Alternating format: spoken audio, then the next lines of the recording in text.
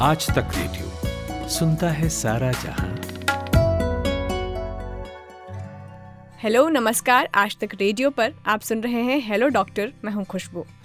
अंग्रेजी की एक कहावत है, बचपन से हमें सिखाया जाता है, early to bed and early to rise makes a person healthy, wealthy and wise. जिसका मतलब है जल्दी सोकर तड़के उठना बहुत फ़ायदेमंद होता है। ये आदत इंसान को सेहतमंद, दौलतमंद और अक्लमंद बनाती है। पर हर किसी के लिए सुबह उठना इतना आसान नहीं होता। ऐसे कई लोग हैं जिन्हें सुबह बेड से उठने में ही सुस्ती आती है। आप ऐसे कई लोगों को जानते होंगे और क्या पता अभी आप जो मुझे सुन रहे हो आपके साथ भी ऐसा होता हो।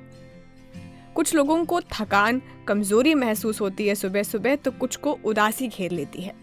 सोचिए, जब सुबह ही खराब हो जाए तो पूरा दिन ऑटोमेटिकली बर्बाद हो जाता है। यह हमारे पर्सनल और प्रोफेशनल लाइफ दोनों के लिए सही नहीं है।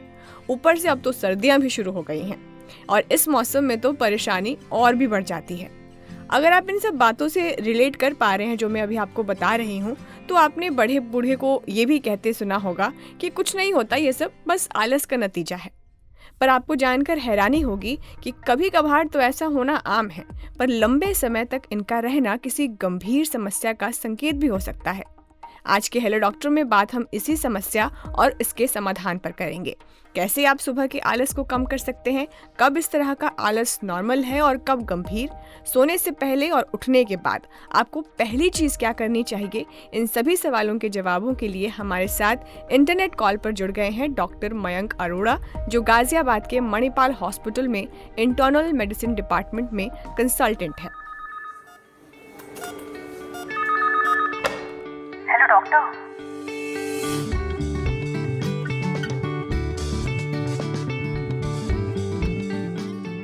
स्वागत है डॉक्टर मयंक अरोड़ा आपका आज तक रेडियो पर। Thank you. डॉक्टर साहब, जैसे मैंने शुरुआत में ही जिक्र किया एक कहावत का, early to bed early to rise makes a person healthy, wealthy and wise. ऐसा कहा जाता है कि सुबह उठना कामयाबी का एक शर्तिया नुस्खा है और लोग उठते भी हैं, क्योंकि कई देशों में देर तक सोने वालों को आलसी, कामचोर और बागी कहा जाता है। पर मैं आपसे ये जानना चाहती हूँ कि एज अ डॉक्टर इस अप्रोच को आप किस तरह से देखते हैं? क्या ये सही अप्रोच है या नहीं है? सबसे पहले मैं आपको बताना चाहूंगा कि there is something known as circadian rhythm. Circadian rhythm is a sleep wake cycle. ये एक 24 आवर की साइकिल है जो हमारी बॉडी में सबकी, it is the normal thing that happens in everyone's body. It is a 24 hour light dark cycle और circadian rhythm के हिसाब से ही हमारी बॉडी फंक्शन करती है, क्योंकि देयर आर सर्टेन बॉडी में कुछ हार्मोन्स का रिलीज होता है जो इस रिदम के हिसाब से होता है। एंड जब ये रिदम बिगड़ेगा तो सामने वाले इंसान को इस चीज में दिक्कत आएगी। एक हार्मोन होता है मेलेटोनिन। मेलेटोनिन हमारे को सोने में मदद करता है। जब आप लेट होंगे, सोने में लेट होंगे, तो ये मेलेटोनिन, और जैसे रात को लोग स्क्रीन्स यूज करते हैं, स्क्रीन टाइम ज्यादा होता है, तो मेलेटोनिन सिक्रीट नहीं होता है या कम होता है और इससे हमारी नींद डिस्टर्ब होती है। तो इम्पोर्टेंट है। Then there is something known as our thyroid hormones. ये अर्ली मॉर्निंग्स रिलीज होते हैं। तो बहुत चीजें, इनका मैक्सिमम लेवल सुबह के टाइम होता है। तो बहुत चीजें, अगर हम सर्कैडियन रिदम को डिस्टर्ब करते हैं तो हमारे हार्ट पे इसका फर्क पड़ता है और हार्ट पे इसका असर पड़ता है। इसके अलावा तो इट इज इम्पोर्टेंट कि ये सर्कैडियन रिदम को मेंटेन किया जाए। अगर इस रिदम से छेड़छाड़ होगी तो बॉडी में इसके फर्क आएंगे। हमारा मेटाबॉलिज्म पुअर होगा। मेटाबॉलिज्म पुअर होगा तो हमें मोटापा आएगा, ओबेसिटी जिसे कहते हैं। डायबिटीज बढ़ने की संभावना होगी। हम रात को देर से सोएंगे और जल्दी उठेंगे, तो इसके साथ there is something known as vagal. बार बार जल्दी जल्दी रात को उठने से हमारे को ब्लड प्रेशर लगने की संभावना रहेंगी।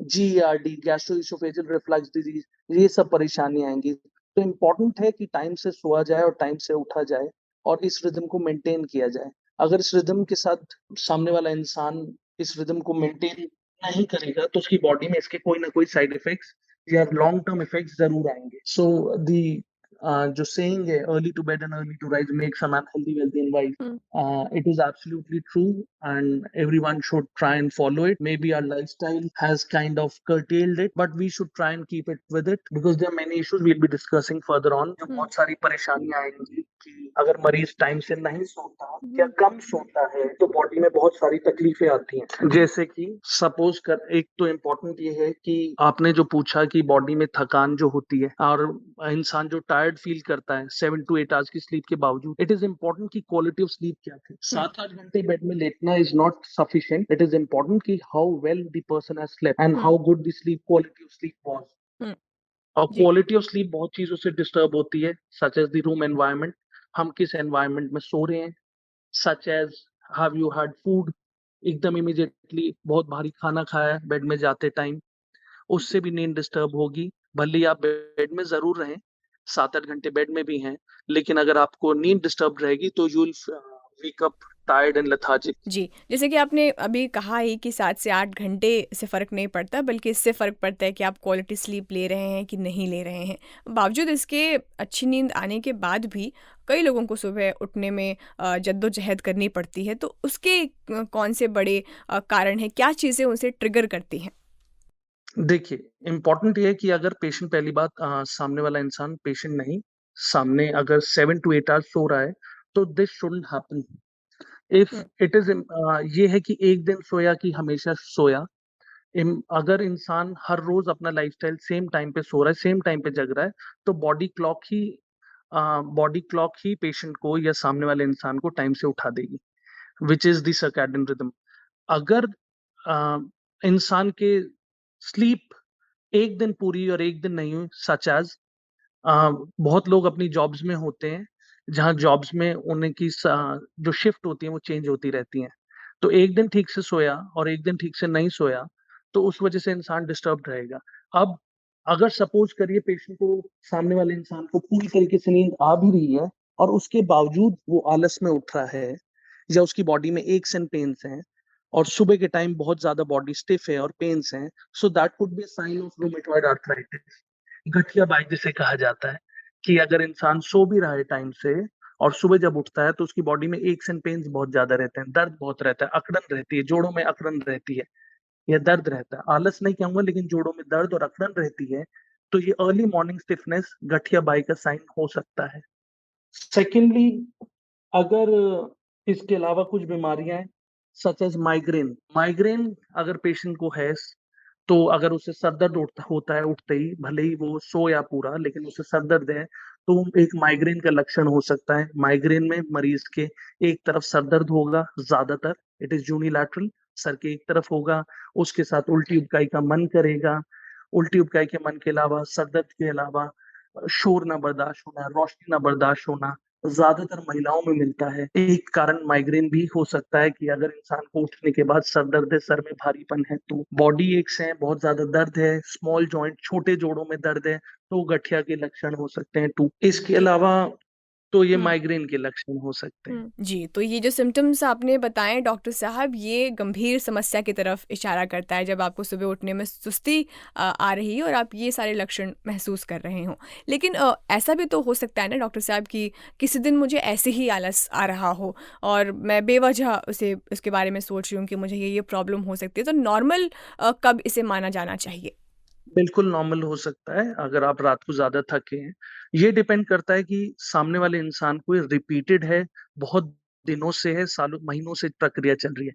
1 हुँ, या 2 दिन आलस आना हुँ, कुड बी बिकॉज़ क्या पता हम रात को देर से सोए हैं या बहुत ज़्यादा क्या नाम है, हमने उस दिन ज़्यादा थकावट हो गई है उससे 1 दिन पहले, तो ये नॉर्मल है।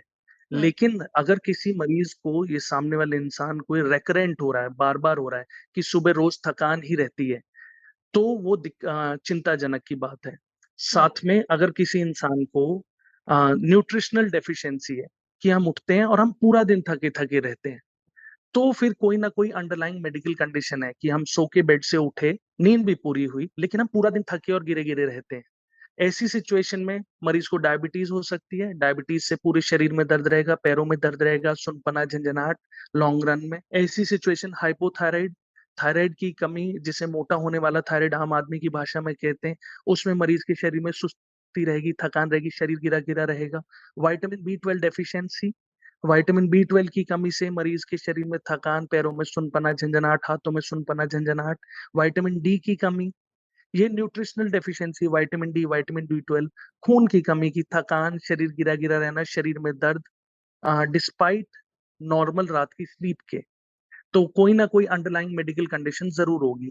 1 या 2 दिन होना नॉर्मल है, लेकिन अगर मरीज़ को ये समस्या महीनों से बॉदर कर रही है कि सुबह सो के उठते हैं और पूरा दिन शरीर गिरा-गिरा रहता है, जबकि रात को पूरी तरीके से सोए, हुँ, तो ऐसी सिचुएशन में कोई ना कोई अंडरलाइंग मेडिकल कंडीशन ज़रूर है।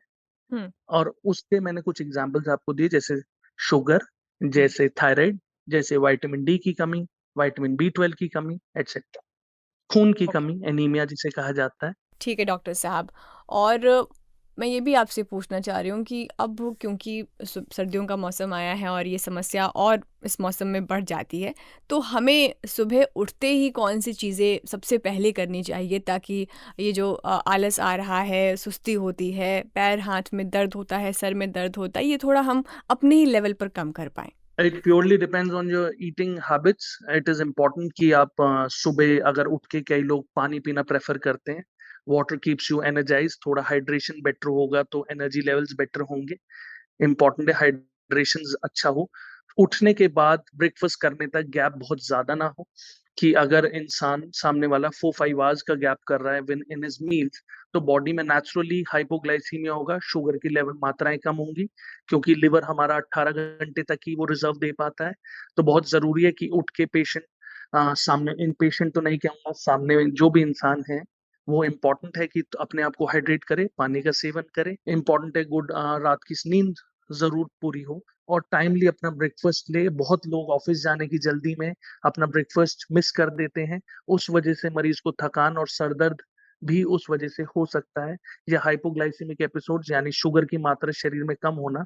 तो एनर्जी लेवल्स इम्प्रूव करने के लिए इम्पोर्टेंट है कि पेशेंट या जो भी इंसान है सामने, वो अपना मील टाइमली इनिशिएट करे, कि वेक अप होने के बाद after getting up from the bed at least 1.5 2 hours down the line he should have his breakfast by then to keep his energy levels better. बहुत लोग आजकल के फास्ट लाइफस्टाइल में लोग अपना ब्रेकफास्ट इग्नोर कर देते हैं, हेल्दी मील लेके नहीं जाते। तो बहुत ज़रूरी है जैसे ब्रेकफास्ट लाइक अ किंग, ये कहावत है कि dinner like a dinner as a बेगर।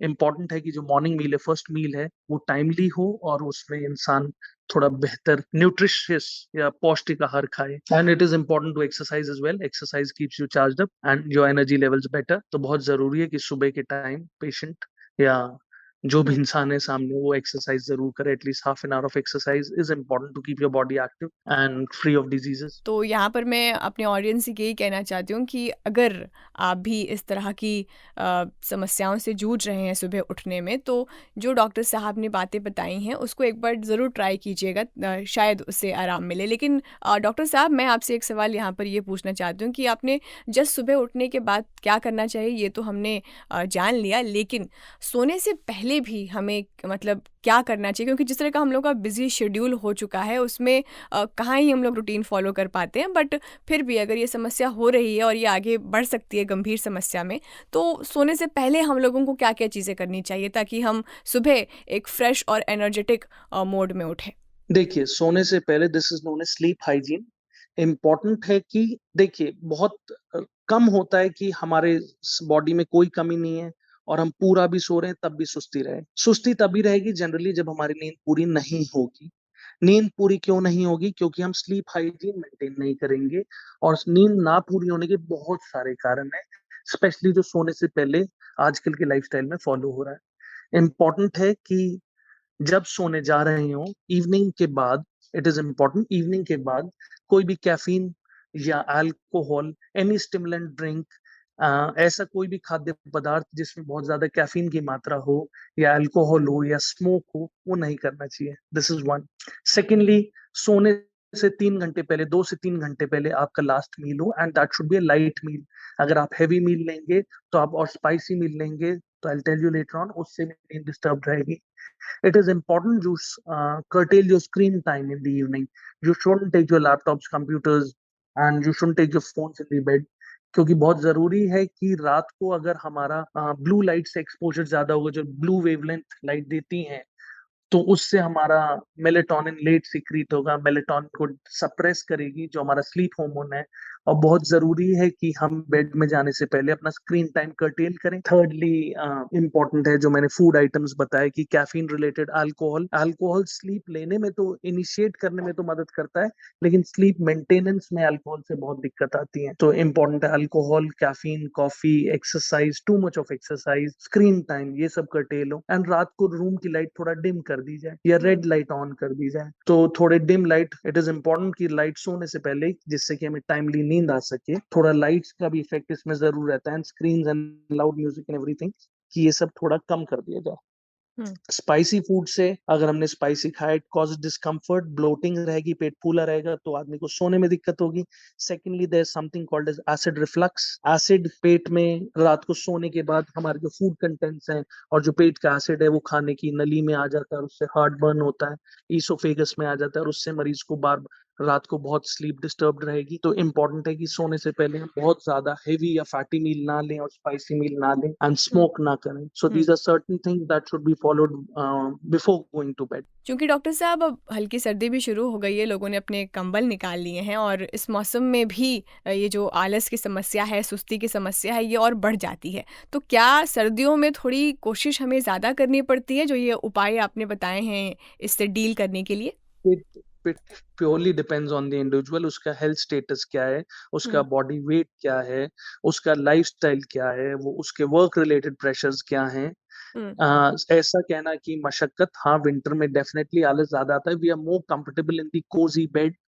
किसी को ठंड में निकलना अच्छा नहीं लगता, we are awake but we don't want to go out, that happens, that is natural, क्योंकि हमें वो गर्म बेड अच्छा लग रहा है। तो ऐसा तो there is nothing very specific that should be followed in winter कि एक्स्ट्रा मशक्कत। हाँ, रूम का एनवायरनमेंट अगर वार्म होगा तो बेड से निकलने में आसानी होगी, रूम का एनवायरनमेंट ठंडा होगा तो बेड से निकलने में थोड़ी मुश्किल होगी। जी डॉक्टर, तो हेलो डॉक्टर को हम समेटने की तरफ बढ़ रहे हैं, लेकिन उससे पहले मैं आपसे ये पूछना चाहती हूँ कि अभी हमने जो बातचीत की है उसके अलावा भी अगर आप कुछ अपने तरफ से कुछ कहना चाहते हैं, सजेस्ट करना चाहते हैं हमारे ऑडियंस को। इम्पोर्टेंट ये है कि रेयर जनरली ऐसा नहीं होता कि हम 7-8 घंटा सोए हों और रोज सोते हैं और एक टाइमली पैटर्न भी फॉलो कर रहे हैं कि बॉडी में आलस है। अगर आलस है तो कोई ना कोई साथ में उसके बीमारी या न्यूट्रिशनल डेफिशिएंसी जरूर है, जिसे आपको अपने डॉक्टर को जाके दिखाना चाहिए। If you been facing this for long, कि हम रोज उठते हैं 7-8 घंटा भी सोते हैं और हम थके रहते हैं, तो बहुत जरूरी अपने हेल्थ केयर प्रोफेशनल पे जाएं और इसको डिस्कस करें, because he would have to examine you for certain things कि आपको शुगर तो नहीं है, आपको